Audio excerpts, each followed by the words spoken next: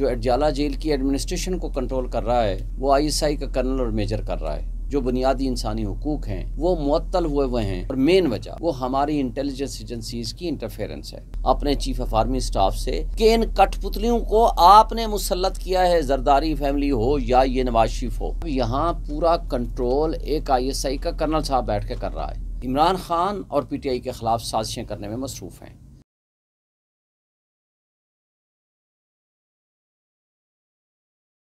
Adiala jail में इस वक्त जो अडयाला जेल की एडमिनिस्ट्रेशन को कंट्रोल कर रहा है वो आईएसआई का कर्नल और मेजर कर रहा है। इससे ना सिर्फ सिविल एडमिनिस्ट्रेशन के अफेयर्स में ये इंटरफेरेंस है, ये वो मुदाखलत है जो मैं समझता हूँ कि पाकिस्तान की तारीख़ में कई दफ़ा ये हुई होगी, मगर जो आज हो रही है ये सबसे ज़्यादा है। इस वक्त जो उनके फंडामेंटल राइट्स, जो बुनियादी इंसानी हुकूक हैं वो मुअत्तल हुए हैं, वो उसकी वाहिद वजह और मेन वजह, वाहिद तो मैं वजह नहीं कहूँगा, मेन वजह वो हमारी इंटेलिजेंस एजेंसीज की इंटरफेरेंस है। इस वक्त आपने देखा है पंजाब हुकूमत हो, हमारी इंटेलिजेंस एजेंसीज हों या फेडरल गवर्नमेंट हो, ये सारे के सारे मिली भगत करते हुए बदनीयती पे मबनी इमरान खान और पीटीआई के ख़िलाफ़ साजिशें करने में मसरूफ़ हैं। बदकिस्मती की बात यह है कि आप सहाफ़ी और हम वकील जब हम अडयाला जेल किसी भी हवाले से अपनी प्रोफेशनल ड्यूटी करने जाते हैं, खा वो ट्रायल हो खा वो इमरान खान साहब से मुलाकात हो, तो हमारी गाड़ियां 1.5 किलोमीटर पहले रोक दी जाती हैं। इस सिलसिले में मैंने चैलेंज कर रखा है एक रिट पिटीशन के ज़रिए, जो कि अगले हफ्ते में 2/7 को फिक्स है जस्टिस समन रिफत साहिबा के पास। अब जो ये कुछ हो रहा है जिसको मैंने अभी चैलेंज किया है, इमरान खान साहब ने इसको already chief justice of Pakistan की सरबराही में जो बेंच नैब की अपीलें सुन रहा था उस पे भी टेकअप किया और उनको रिक्वेस्ट की थी कि जनाब यहाँ पूरा कंट्रोल एक आईएसआई का कर्नल साहब बैठ के कर रहा है। अब उसको उन्होंने कहा जी मैं बहुत जल्द विज़िट करूँगा और उनको पता भी नहीं चलेगा और हम चेक कराएंगे, खुद करेंगे या चेक कराएंगे, मगर आज तक कुछ भी नहीं हुआ। तो हमें मजबूरन उस पर रिट पिटीशन फाइल करनी पड़ी।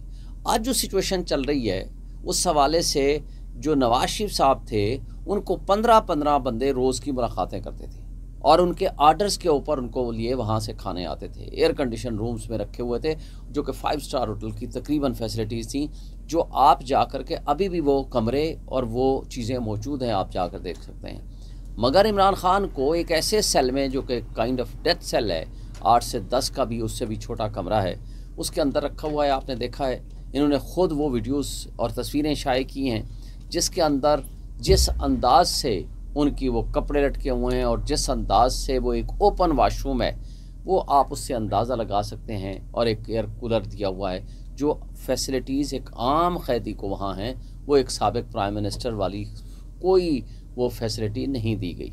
और उसके पीछे कौन शामिल है वो आपने देख लिया। देखें, इमरान खान साहब ने आज तक हमें नहीं बताया था, जब हम पूछते थे कि जी वो बड़ा कहते हैं कि जी आपको बड़ी फैसिलिटीज़ अवेलेबल हैं, वो कहते हैं मेरी ज़ात को छोड़ें, आप आगे चलें, आप प्रिंसिपल्स पे बात करें।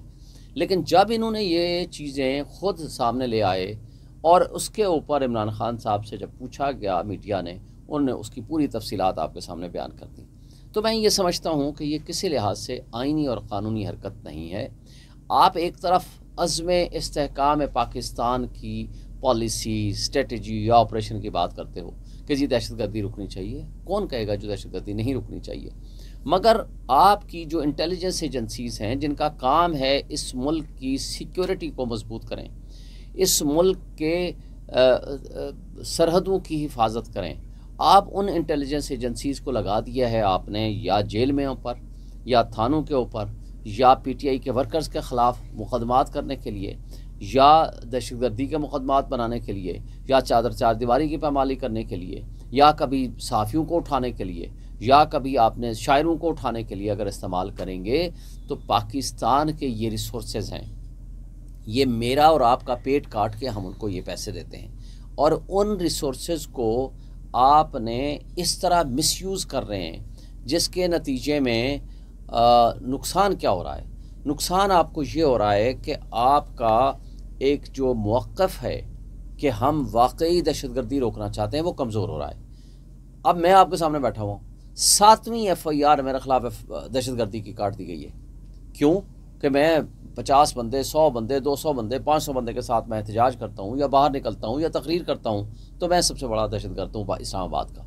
अगर ये तर्ज अमल आपने अडॉप्ट किया तो इसका नुकसान क्या है? वो रिसोर्सेस, वो पर्सनल, वो डिपार्टमेंट्स जिन्होंने वाकई सही सेंस में दहशतगर्दी को रोकना है, आपने उन रिसोर्सेस को, उन पर्सनल को, उन शख्सियात को, उन इदारों को आपने पॉलिटिकल एक्टिविस्ट के ख़िलाफ़ इस्तेमाल करना शुरू कर दिया, जिसका नुकसान ये है कि आप ट्रू सेंस में दहशतगर्दी को तो रोकने में कामयाब नहीं हो सके, मगर उसका नुकसान ये हुआ कि अवाम और हमारी फ़ौज के दरमियान एक काइंड ऑफ मिसट्रस्ट हो गया। और वो मिसट्रस्ट का नुकसान क्या है? वो नुकसान ये है कि जब भी आप कोई ऐसी बात करते हैं लोग आप पे ट्रस्ट नहीं करते। और दूसरा, आप देखें, ये तमाम रिटर्निंग ऑफिसर्स की शिकायत हैं और तमाम पॉलिटिकल पार्टीज़ की शिकायत हैं कि रिटर्निंग ऑफिसर्स के सर पे डंडा दे के जब आपने उनसे धांधली कराई, फॉर्म 47 जाली बनवाए, फॉर्म 45 की हुकूमत के तहत हम जो सीटें जीत रहे थे उसको आपने तब्दील कराया, तो ये इसमें हमारी इंटेलिजेंस एजेंसीज़ का हाथ है और तमाम पॉलिटिकल पार्टीज़ ने इसका इल्ज़ाम लगाया है। बल्कि ये भी रिपोर्ट्स कुछ पॉलिटिकल पार्टीज़ ने किया है कि उन इंटेलिजेंस एजेंसीज़ के एहलकारों ने पैसे पकड़े हैं और जिसको बुनियाद बना करके उन्होंने लोगों को रिजल्ट दिए हैं। तो इस तरीके से जब आप मिसट्रस्ट क्रिएट करेंगे तो ना कोई ऑपरेशन कामयाब हो सकता है, ना कोई आपकी स्कीम कामयाब हो सकती है, क्योंकि रियासती इदारों और अवाम के दरमियान जब तक ट्रस्ट का रिश्ता नहीं होगा, जब तक आप अपने लोगों के ख़िलाफ़ इस तरह की गैर आइनी और गैर कानूनी हरकतें नहीं छोड़ेंगे, जब तक आप जजेस को प्रेशराइज़ करके इमरान खान के ख़िलाफ़ फ़ैसले लेना बंद नहीं करेंगे, जब तक आप जजेस के बेडरूम्स में कैमरे लगाना बंद नहीं करेंगे, जब तक आप जजेस के खिलाफ उनसे फ़ैसले लेने के लिए उनके रिश्तेदारों को उठाना बंद नहीं करेंगे, आप इस मुल्क में किसी लिहाज से दहशतगर्दी का मुकाबला नहीं कर सकते, क्योंकि कौम आपके ऊपर ट्रस्ट नहीं करती, आपके ऊपर एतमाद नहीं करती, जिसकी वजह से आपने देखा है कि हमारा आइन मुअत्तल हो चुका है, कानून की हुक्मरानी सिर्फ एक ख्वाब बन के रह गई है और निज़ाम इंसाफ सिर्फ करप्ट लोगों को बेनिफिट कर रहा है और जो ट्रू सेंस में ऑनेस्ट लीडरशिप है उनके ख़िलाफ़ आप जाली मुकदमात बनाए जा रहे हैं और जमहूरियत एक तमाशा, ढोंग और ड्रामा बन के रह गया है। आप देखें, मुझे बताएं, आज आपके सामने $1 बिलियन की खातिर आप पूरा मुल्क जो है आपका भीख मांगने पे मजबूर हो चुका है और गरीब आदमी का जीना महाल हो गया है। और सिर्फ एक स्कैंडल में, गंदम स्कैंडल में, वो आपकी एस्टैब्लिशमेंट के जो पसंदीदा लोग हैं, जिसमें अनवार काकड़ हो, जिसमें मोहसिन नकवी हो, जिसमें नवाज शरीफ हो, मरियम नवाज हो, ये सारे मुलव्वस हैं। आज तक गंदम स्कैंडल के ऊपर एक कोई कार्रवाई नहीं हुई, किसी इदारे ने नहीं की। पता चला कि जनाब कोई 2 मुलाजमीन को उन्होंने जी सस्पेंड किया हुआ है। ये है आपकी बेईमानी आपके इदारों की। इस तरीके से आप मुल्क को तरक्की की तरफ नहीं लेके जा सकते। दूसरा, आपके सामने स्कैंडल गुजरा है, उसको कोई मीडिया बात ही नहीं करता। $12.5 बिलियन का स्कैंडल है वो दुबई स्कैंडल, वो दुबई लीक्स। और ये वो हैं, आप जहन में रखें, ये वो हैं लीक्स जो इंडिविजुअल कैपेसिटी में जो किसी के नाम प्रॉपर्टीज़ हैं, लेकिन जो कंपनीज़ के नाम है वो अभी लीक्स नहीं हुई। इसमें जो इकामा वाले हैं वो लीक्स नहीं हुई। इसमें तुर्की, मलेशिया, USA, UK, स्विट्ज़रलैंड, वहाँ की प्रॉपर्टीज़ अभी तक सामने नहीं आई। इसमें अगर $12.5 बिलियन की अगर प्रॉपर्टीज़ निकली हैं तो किसकी निकली हैं? मोहसिन नकवी और उसकी फैमिली, नवाज शरीफ की फैमिली, मरियम नवाज रिपोर्टेडली पता चला है कि जनाब वो मसाज सेंटर चला रही हैं और उसके साथ जनाब पता चला कि जरदारी साहब के सारे बच्चों के हैं और उसके साथ आप उससे आगे चलें ना, जर्नैलों की हैं। भाई, अगर आप इस मुल्क में इस्तेहकाम चाहते हैं तो आपका इस्तेहकाम एक दिन में आ जाएगा। वो पैसा ले आएँ, गो के मनी लॉन्ड्रिंग का पैसा है, मगर आप अपने अकाउंट में ले आएँ, क्योंकि आपको तो पैसे की, डॉलर की ज़रूरत है ना। एक रुपए की खातिर, एक डॉलर की खातिर हमारा मुल्क तरस रहा है और हमारी एस्टैब्लिशमेंट वाकई हमारे मुल्क के साथ लॉयल और सिंसियर है। तो मैं उनसे, अपने चीफ ऑफ आर्मी स्टाफ से रिक्वेस्ट करूँगा कि इन कठपुतलियों को आपने मुसल्लत किया है, जरदारी फैमिली हो या ये नवाज शरीफ हो, लेकिन इन कठपुतलियों से इतना तो मेहरबानी करें, काम करा दें। वो हमारा तो आपने 2800 अरब रुपए मुख्तस करा दिए डिफेंस के लिए, लेकिन इन कठपुतलियों बेईमानों को ये कहें कि जो पैसा प्रॉपर्टीज़ की सूरत में बाहर आपका पड़ा हुआ है इस मुल्क में ले आइए, ताकि इस मुल्क में जो पैसे की, जो डॉलर्स की इनफ्लो कम हो चुकी है वो बढ़े। डॉलर आपका 50 रुपये पे आ जाए, आपकी बिजली जो आप 75 रुपये पर यूनिट पे ले गए हैं ये आपका 5 रुपये पर यूनिट पे आ जाएगा। लोगों को रोज़गार मिलेगा, लोगों को एक बेहतर मुस्तकबिल मिलेगा, लोगों के जीने की, ज़िंदा रहने की एक आस और उम्मीद पैदा हो गई। आज वर्ल्ड बैंक की रिपोर्ट के मुताबिक तकरीबन आधी आबादी आपकी सतह गुर्बत से नीचे चली गई है। मुझे बताएं, इस तरीक़े से ये मुल्क तरक्की करते हैं? ये तरक्की नहीं करते। कोई मुल्क, कोई मुआशरा, कोई सोसाइटी, कोई कौम उस हद तक तरक्की नहीं कर सकती जिस मुल्क में निज़ाम इंसाफ दुरुस्त ना हो, जिस मुल्क में कानून की हुक्मरानी ना हो, जिस मुल्क में आइन की बालादस्ती ना हो, जिस मुल्क में आपने चंद लोगों के मफादात के तहफ़्फ़ुज़ की खातिर पूरी कौम का पैसा लूट के आप उनकी अयाशियाँ बढ़ा रहे हों, तो इस मुल्क में कैसे तरक्की आएगी, कैसे इस्तेहकाम आएगा? मुझे बताएं, कोई तकरीबन 67% से भी ज़्यादा आपने सदर हाउस का आपने अखराजात बढ़ा दिए हैं इस साल। इसी तरह आपने वज़ीर आज़म हाउस के अखराजात बढ़ा दिए हैं और $18 बिलियन सालाना मुतबरात इन बदमाशों को आप दे रहे हैं, बजाय इस बात के, हालांकि ये तो जीते हुए भी नहीं हैं, ये तो हारे हुए लोग हैं, ये तो कठपुतलियाँ हैं जो मुसल्लत किए गए हैं, ये तो फॉर्म 47 की पैदावार हैं। आप उनके पैसे बढ़ाए जा रहे हैं और गरीब आदमी पे टैक्स, मुलाजमीन पे टैक्स, और जो आप देखिएगा अगले महीने से जो हशर होना है इस मुल्क में, तो इस तरीके से मुल्क बेहतरी की तरफ नहीं जाते। इसलिए मैं कहता हूँ कि आप इस मुल्क को बेहतरी की तरफ लेके जाना है तो सबसे पहले इंटेलिजेंस एजेंसीज़ का जो इस्टेब्लिशमेंट का और इंटेलिजेंस एजेंसीज़ का सियासी रोल है उसको ख़त्म करें। आप सरहदों की हिफाजत की तरफ चले जाएं। इन कठपुतलियों का मुसल्लत करदा जो गैर कानूनी, गैर आइनी निज़ाम आपने कायम कर रखा है उसका ख़ात्मा करें। कानून के मुताबिक, आइन के मुताबिक हक़ हुक्मरानी अवाम का है, उनको वापस दिया जाए और उसके मुताबिक निज़ाम इंसाफ दुरुस्त किया जाए, जमहूरियत दुरुस्त की जाए और फिर हम आगे तरक्की का सफ़र तय कर सकते हैं। शुएब हुसैन साहब, ये बताइएगा कि आपने ये अपनी अभी जो प्रेस कॉन्फ्रेंस में मरियम नवाज़ के हवाले से कहा है कि वो मसाज सेंटर चलाती हैं, इस हवाले से कोई आपके पास कोई एविडेंस है, कोई चीज़ सबूत है, या कोई आपके पास कोई चीज़ सबूत के तौर पे? देखें, पूरे मीडिया ने इसको रिपोर्ट किया है कि दुबई लीक्स में ये आया है और आज तक उसकी तरदीद नहीं आई।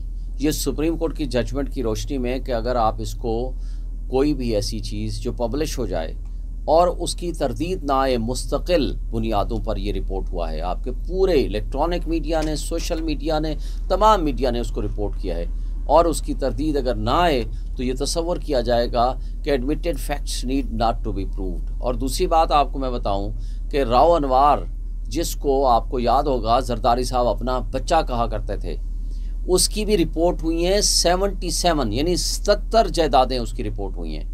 अगर उसकी 77 जायदादें हैं तो मुझे बताएं, ये तो उसके नकली बच्चे की हैं, असली बच्चों के कितने पैसे होंगे और कितनी प्रॉपर्टीज़ होंगी ये या अल्लाह जानता है या हमारी इंटेलिजेंस एजेंसीज़ का काम है कि ये काम करें और ये इनको अपने अंजाम तक पहुंचाएं और नैब को इनके पीछे लगाएं, FIA को पीछे लगाएं, हमारी पुलिस को पीछे लगाएं। एंटी मनी लॉन्ड्रिंग जो एजेंसीज़ आपने बना रखी हैं उनको आप एक्टिवेट करें। जो आपका बेसिक आपकी जो गुफ्तगू थी, जहाँ से हमने आगाज़ किया कि एक मेजर और एक कर्नल जो हैं वो इस वक्त अडयाला जेल के सारे मामला देख रहे हैं, इसको प्रूव करने में आपको नहीं लगता कि शायद बहुत मुश्किल हो जाए अदालती फोरम के ऊपर, और ख़ास तौर पे जब सिविल एडमिनिस्ट्रेशन जो है वो अभी तक इस क्लेम में आपके साथ नज़र नहीं आती? वो तो यही हमेशा कहते हैं कि मामला सिविल एडमिनिस्ट्रेशन के हाथ में है। देखें, ऐसी कोई बात? देखें, पहली बात तो यह है, मैं आपको ख़ुद बता रहा हूँ, मेरी मौजूदगी में कई दफ़ा जेल के ऑफिशियल्स ने इस बात को खुल के कहा है कि जी हमारी मजबूरी है कि यहाँ वो कैमरे में बैठे देख रहे हैं। दूसरी बात कि खान साहब ने जब खुद चीफ जस्टिस ऑफ पाकिस्तान के सामने 5 मेंबर बेंच के सामने जब बात की तो उसका आज तक डिनायल नहीं आया, ना ही उसके बारे में वजाहत आई है, ना ही कोई अदलिया ने वहाँ गए हैं। आज हो, कल हो, परसों हो, जब इसकी तहकीकात होंगी ये साबित होगा कि इंटेलिजेंस एजेंसीज़ की इन्वॉल्वमेंट है, वो वहाँ मौजूद हैं। पहले तो हमारी पटिशन पे देखते हैं ना कि वो जवाब क्या देते हैं। हो सकता है वो एडमिट कर लें, वो कुछ और रीज़न दे दें, जो भी वो कहेंगे उसके मुताबिक हम बात करें। शोएब साहब, ये बताइएगा कि आप अदलिया के तौकीर की बात कर रहे हैं क्योंकि आप भी एक वकील हैं, फैसल वावड़ा ने अदलिया के खिलाफ और एक बड़ा महाज खोला, प्रेस कॉन्फ्रेंस की, और आज उन्होंने जाके सजदा करके और माफ़ी भी मांग ली और उनको माफ़ भी कर दिया गया। देखिए, माफ़ी मांगने की हद तक तो मैं कोई बात नहीं करूँगा। वो तो कहते थे मैंने बिल्कुल माफ़ी नहीं मांगनी। वो आपने उनकी प्रेस कॉन्फ्रेंसेस मुस्तकिल देखी थी।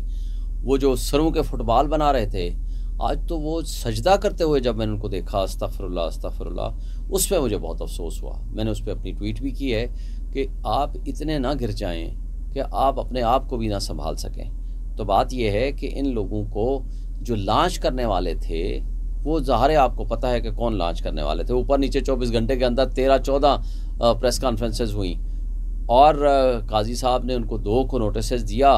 उसके बाद पिछली तारीख पे माफ़ी कबूल नहीं की, इस तारीख पे माफ़ी कबूल कर ली। बहरहाल इससे ज़्यादा मैं कुछ नहीं कहूँगा कि अगर आपको वाकई एहसास था तो एहसास तो फिर उस प्रेस कॉन्फ्रेंस के होने के बाद, नोटिस होने के बाद आपको उसी वक्त कर देना चाहिए था। उसके बाद तो आप अड़े रहे, डटे रहे। इसका मतलब है कि जिन ताकतों ने आपको इस काम के लिए सिलेक्ट किया था, तो फिर उन्हीं ताकतों ने आपको कहा कि अब माफ़ी के अलावा चारा नहीं है, तो फिर आपने माफ़ी मांग ली। तो फिर आपकी इंडिपेंडेंट क्रेडिबिलिटी तो कोई ना रही कि कल आप इतनी लंबी लंबी बातें छोड़ रहे थे, आज आप जा कर के सजदे में गिर गए। यानी कुछ तो फ़र्क हो कि ठीक है जी, मुझे अब एहसास हो गया, मैं आ गया हूँ, माजरत करता हूँ, लेकिन अब आप सजदे में गिर जाना, ये तो मेरा ख्याल है किसी हिसाब से मुनासिब तरीका है, तौर तरीका नहीं ये था। बता दें कि फैसल वावड़ा जो बोलते हैं, जो बात करते हैं, जो किरदार है, वो ये समझा जाता है कि वो पीछे इस्टेब्लिशमेंट का है। तो क्या ये इस्टेब्लिशमेंट सुप्रीम कोर्ट को सजदा कर रही है या सरेंडर कर रही है अपने आप? देखिए, मैं तो इसको इस हवाले से नहीं कहना चाहता, मगर जो फैसल वाडा साहब का था, जो गुफ्तगू होती थी, इसमें कोई शक नहीं, आपकी बात दुरुस्त है कि एक प्रिजम्पशन और परसेप्शन यही है कि जो इस्टेब्लिशमेंट बुलवाना चाहती है उनसे वो बुलवा लिया। लेकिन जितना उनका वो सजदे में गिर जाना, ये मैं समझता हूँ कि उनका ये ज़ाती फ़ेल हो सकता है, लेकिन ये गलत फ़ेल है। ये अस्तग़फिरुल्लाह इस अंदाज तक चले जाना और आपकी किधर वो भड़कें, किधर मुतकब्बिराना गुफ्तगूएँ, और जा कर के फिर आखिर आप सजदे में गिर जाएँ, ये कोई बैलेंस भी होना चाहिए।